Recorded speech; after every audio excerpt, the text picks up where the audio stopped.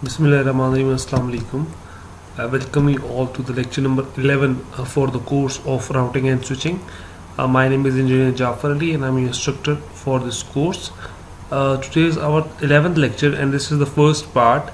In this part, we are going to learn about the local area network and a virtual local area network, commonly known as LAN and VLAN, respectively. So, this is the brief of today's lecture, the first part.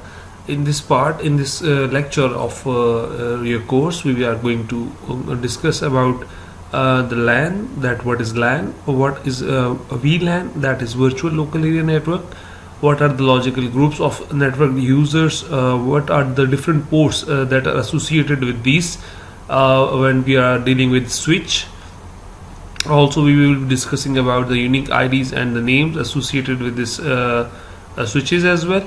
And in the last, we will discuss about several switches types that are associated with the VLAN's configuration.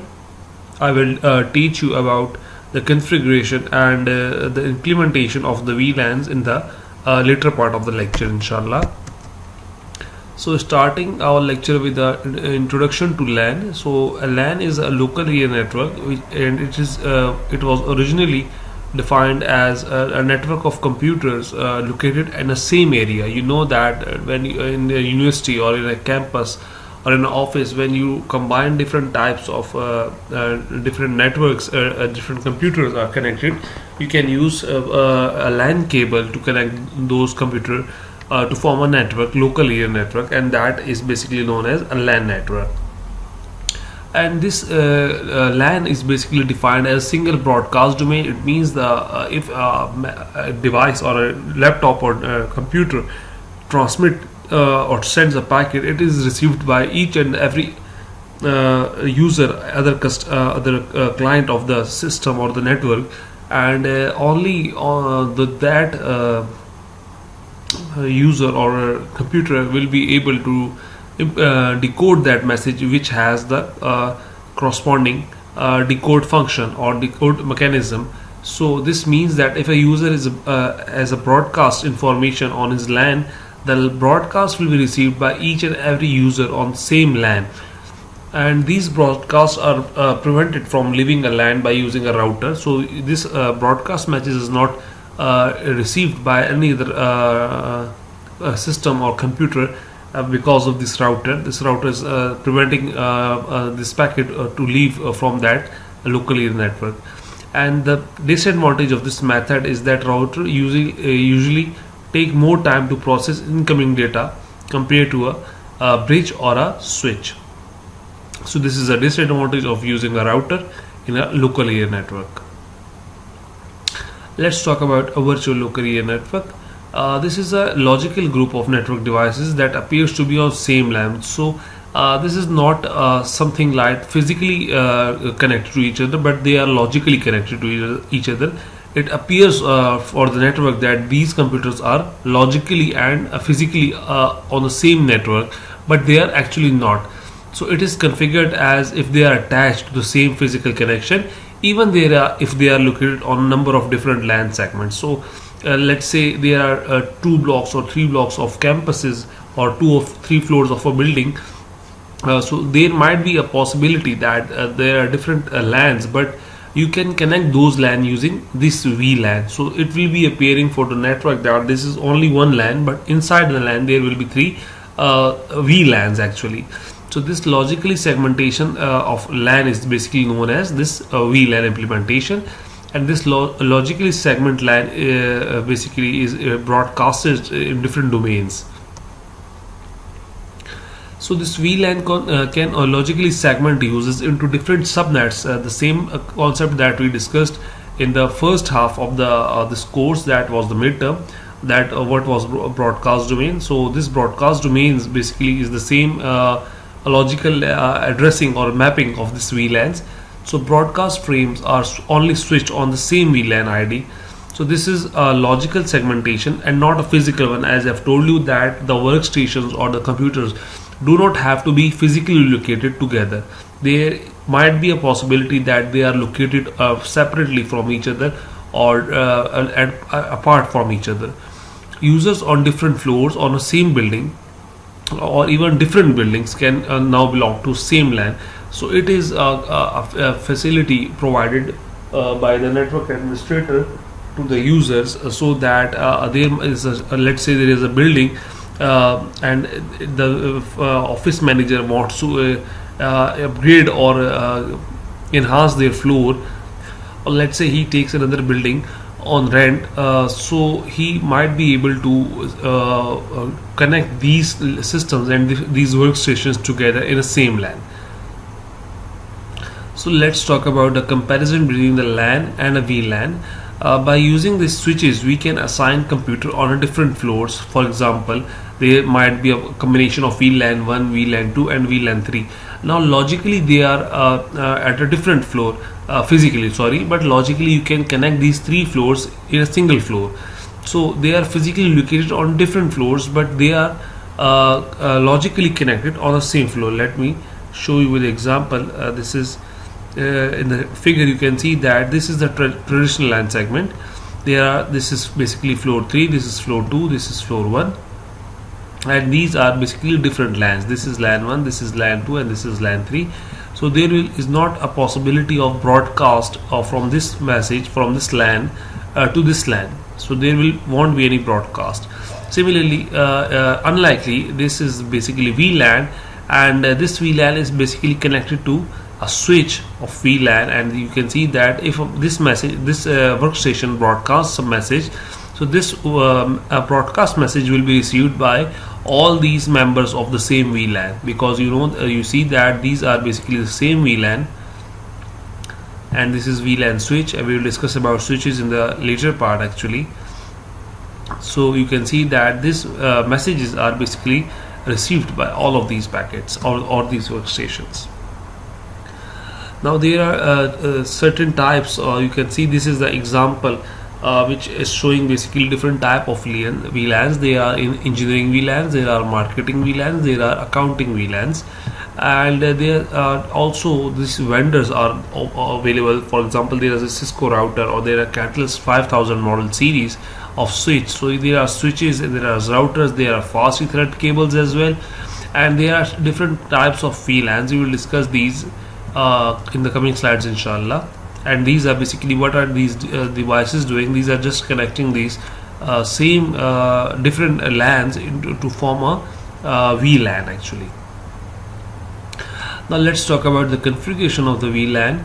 There is two types of configuration. The first one is statically configuration, and the second one is dynamic configuration. The first one is a static configuration, and this type of configuration, network administrator configure port by port. You have to configure each port one by one, and each port is basically associated with a specific VLAN, just like the logical addressing or you can say IP, but this is done port by port or device by device or a user by user instead of port by port.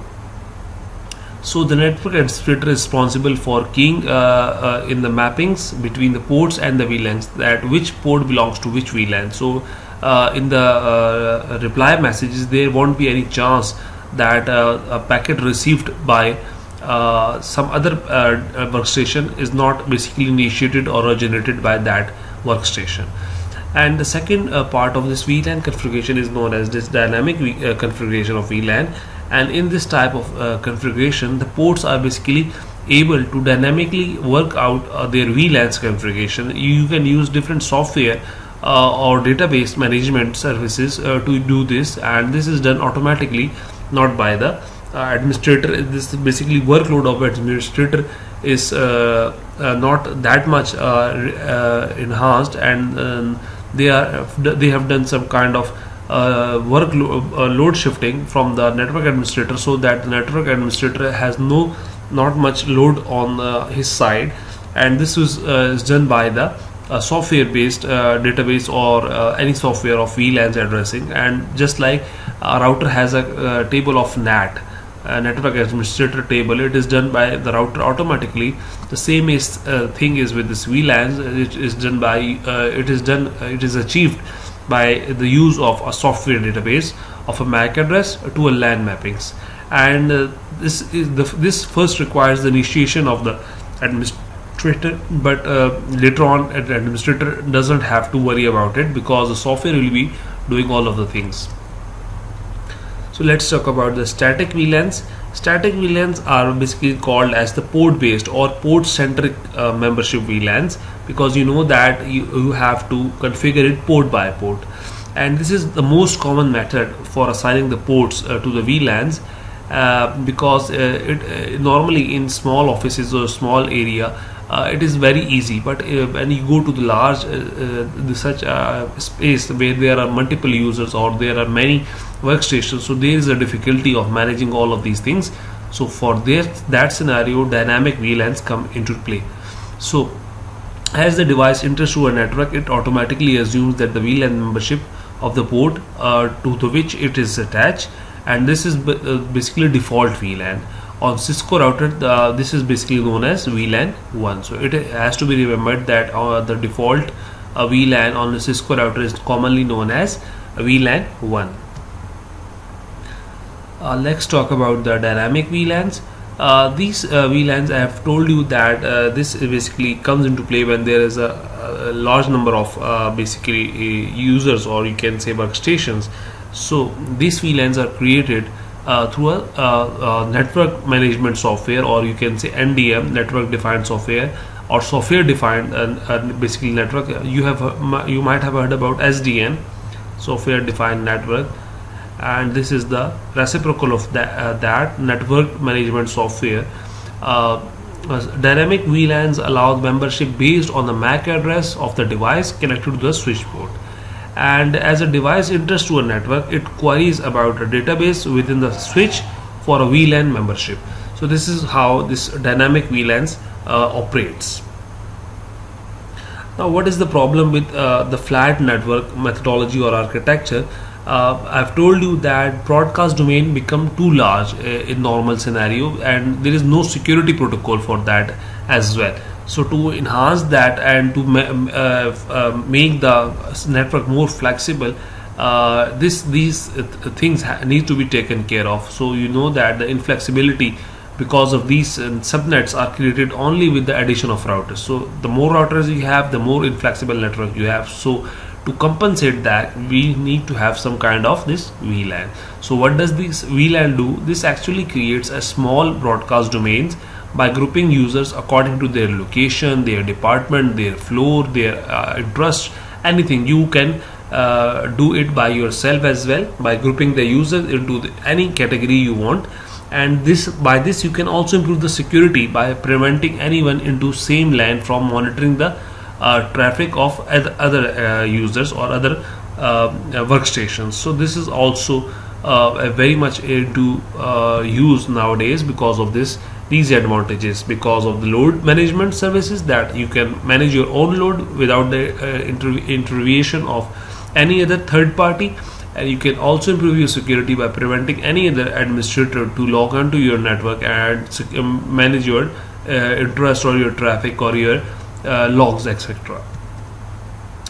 Also, it can improve the flexibility and scalability by letting the administrator to create virtual subnets without adding router. I have told you that router makes it more inflexible, so you have to take care of these things, and you have to go for the path which has less routers. So by adding switches instead of routers, and by using these VLANs, you can actually neglecting the enhancement of the number of routers, and by this you can increase the flexibility and scalability in the future. If you want to add another floor or another building, or let's say another office as well, you can do it without any hesitation. And now you can see that in a normal flat network, this is the broadcast domain. If this message broadcast, this is basically stopped by here. And if you are in this VLAN domain, this message will be received all over these things, and this switch will be let's say this is a switch. So this switch will be the this manager of these activities. You can see that if this switch send some message, this will be received by all of these devices. You see that this is the broadcast station. You can see that this message, this let's say this workstation has broadcast some messages, so it will be received by each and every member of the same VLAN. And now you see that this is the broadcast in the VLAN domain. You can see that this message basically, let's say these computers, these 1, 2 and 3, these are the part of, let's say, this VLAN A. So if this message this user or this workstation transmits some packet or broadcasts some message, it will be only received by these VLAN, the members of the VLANs, not by any other of these. So by this you have increased the security level. Let's say this message has been broadcasted by this workstation, and you see that only these workstations will be able to receive, because these are the part of the same VLAN. If this is not the part, you can see that this is basically overloading. You can see that in the previous slide, in the flattened network, this was overburdened. A broadcast was received by each and every other of the user, and it has increased the load in despite of the interest and the engagement of that workstation to this workstation of which the message board was originated. So routing between VLANs, switches do not route data between VLANs.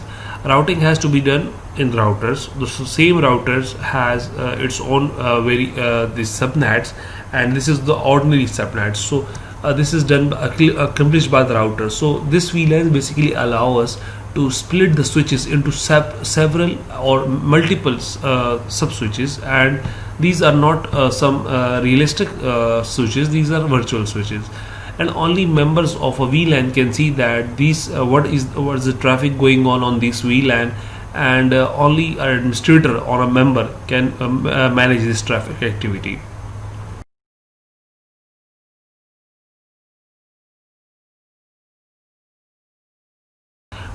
But this must be kept in mind that the inter VLAN traffic must be go through a router. So if a message from a VLAN 1 wants to go to VLAN 2, there must be a router in between them.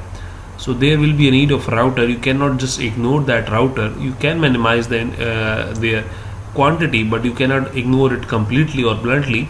So if VLAN 1 want to connect with the VLAN 2, you have to use a router for that purpose. So inter VLAN communication, you need to have a router. You can see that this is a router, and this router is basically managing all of these. This switch is basically connected to the router, and if this VLAN 1 wants to connect with VLAN 2, this is the router, and this will be playing its part. So let's summarize this introduction of the VLAN. VLAN provides segmentation based on the broadcast domain, and VLANs logically segment the switch network based on the functions, project teams, applications, floors, building, organizations, their interest, their physical location, their connections, anything you name it. All these workstations and servers used by a particular workgroup share the same VLAN regardless of their physical connection or location. Let's talk about this term known as local VLAN. There are two or more VLANs with the same switch, and this VLAN is basically address scalability, security and network management, and routers in this VLAN provide broadcast filtering such as security and traffic flow management. There is a term normally used in VLANs that is known as edge ports. These ports are the ends basically which are connected to the nodes actually, and these are the configuration parts of, or you can say the configuration entity that are configured by a member of a VLAN. This switch behaves as several virtual switches, sending traffic only to within the same VLAN members, and if you want to connect with any other VLAN member, you have to go to the router, and traffic should only be routed between VLANs. We can see that This is switch, this is VLAN X, VLAN Y, and if this VLAN X has 3 nodes and this VLAN Y has 3 nodes as well, and these are the H ports. So let's try to understand this concept of VLAN with the subnetting. VLANs are assigned to switch ports, and there is no VLAN assignment done on a host usually. In order for a host to be a part of a VLAN, it must be assigned. You see that the same thing, the logical IP addressing that belongs to the proper subnet. Remember that how many subnets you had, the same number of the VLANs you can have actually. If you are having 2 subnets, you can create 2 VLANs. So you can see that this is a switch, and this switch is connected to, let's say, 4 devices, and these 4 devices are basically, you can see that this is part of the same VLAN, VLAN 1, VLAN 1, and this is VLAN 2, VLAN 2, and this VLAN 1 and this VLAN 1 and this VLAN 1 have the same this IP address. You can see that 172.30.1, 172.30.1. Only the host number is changed, 23, and there is 21. Similarly, in this VLAN 2 devices, 172.30.2.10 and 172.30.2.12, only the host ID is basically changed and all the others are the same. So you see that these are the concept behind the VLANs. Now if this ARP is request generated by this user, you can see this VLAN, so this ARP will be only received by these VLANs too will not be receiving any message. So you see how you have reduced the load of the network. This ARP will be just sent to this VLAN 1 device, and this VLAN 1 will be responding back using a switch. So this is the main concept of the VLAN. In the second part of the lecture, I will discuss about the operation of the VLAN, that how you can basically configure the VLAN in your own network, and you can implement these different networks within your own network using subnets and VLANs. If you have any questions regarding this part of the lecture, please note down it for yourself. I will be very happy if you ask some good questions in the class, because you know that the more you ask, the more you learn. Thank you very much. I'll see you in the second part. Allah Hafiz.